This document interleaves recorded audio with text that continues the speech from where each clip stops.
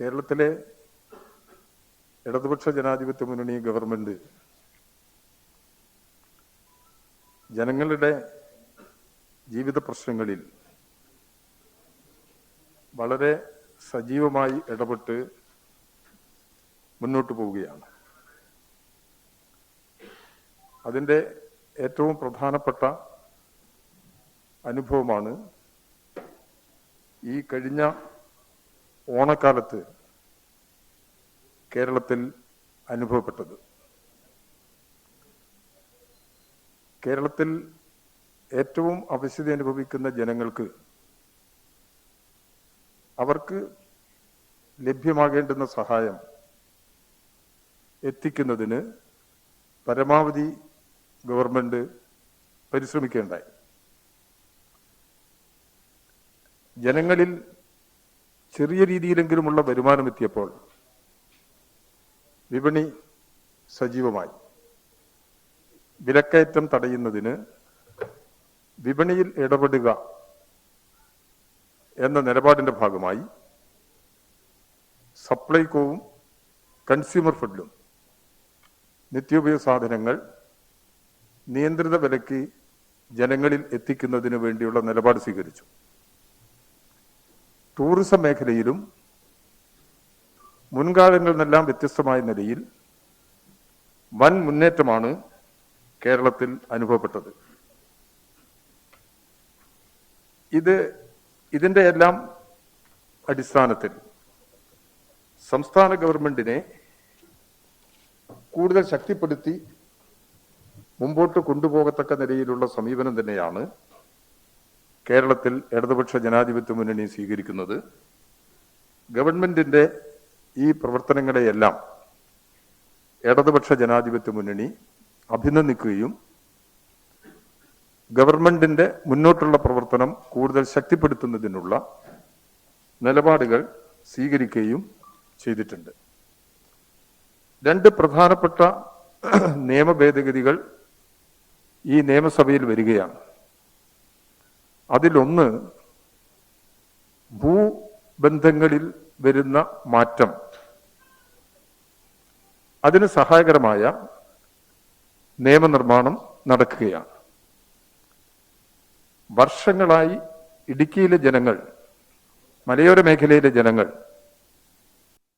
ഭൂപ്രശ്നത്തിൽ വലിയ തോതിലുള്ള പ്രയാസങ്ങൾ നേരിടുകയാണ്. ആ പ്രയാസങ്ങൾക്കെല്ലാം പരിഹാരമുണ്ടാകത്തക്ക നിലയിൽ കൃഷിക്കാരോടൊപ്പം നിന്ന് ഭൂപ്രശ്നങ്ങളിൽ പരിഹാരമുണ്ടാക്കുന്നതിന് സഹായകരമായ നിയമഭേദഗതിയിലേക്ക് ഗവൺമെന്റ് വന്നു കഴിഞ്ഞിട്ടുണ്ട്. അതുപോലെ തന്നെ ഈ വനം വന്യജീവി പ്രശ്നത്തിൽ ഇന്ന് നിലവിലുള്ള കേന്ദ്ര നിയമം ഇവിടുത്തെ കേരളത്തിലെ കൃഷിക്കാരുടെ താല്പര്യങ്ങൾ സംരക്ഷിക്കുന്നതിന് സഹായകരമല്ല.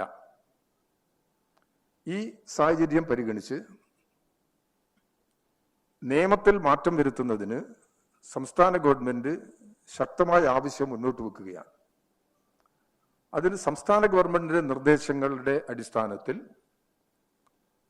നിയമ ഭേദഗതി കൊണ്ടുവന്ന് പ്രശ്നത്തിന് പരിഹാരം കാണുന്നതിന് വേണ്ടിയുള്ള ശ്രമമാണ് നടക്കുന്നത്. ഈ നിലപാട് സ്വീകരിച്ച സംസ്ഥാന ഗവൺമെന്റിനെ പ്രത്യേകം അഭിനന്ദിക്കണമെന്നും ഇന്ന് ബഹുമാനപ്പെട്ട മുഖ്യമന്ത്രിയുടെ അധ്യക്ഷതയിൽ ചേർന്ന ഇടതുപക്ഷ ജനാധിപത്യ മുന്നണി യോഗം തീരുമാനിച്ചിട്ടുണ്ട്. ഒരു പ്രധാനപ്പെട്ട പ്രശ്നം, മറ്റു ചില പ്രധാനപ്പെട്ട പ്രശ്നങ്ങൾ ഇടതുപക്ഷ ജനാധിപത്യ മുന്നണി പരിശോധിച്ചത് ഇപ്പോൾ സ്പെഷ്യൽ ഇന്റൻസീവ് റിവിഷൻ എന്നുള്ള നിലയിൽ വോട്ടർ പട്ടികയിൽ പേരുൾപ്പെടുത്തുന്നതിനുള്ള പുതിയ പരിഷ്കരണ നടപടി കേന്ദ്ര ഗവൺമെന്റ് മുന്നോട്ട് വെച്ചിരിക്കുകയാണ്.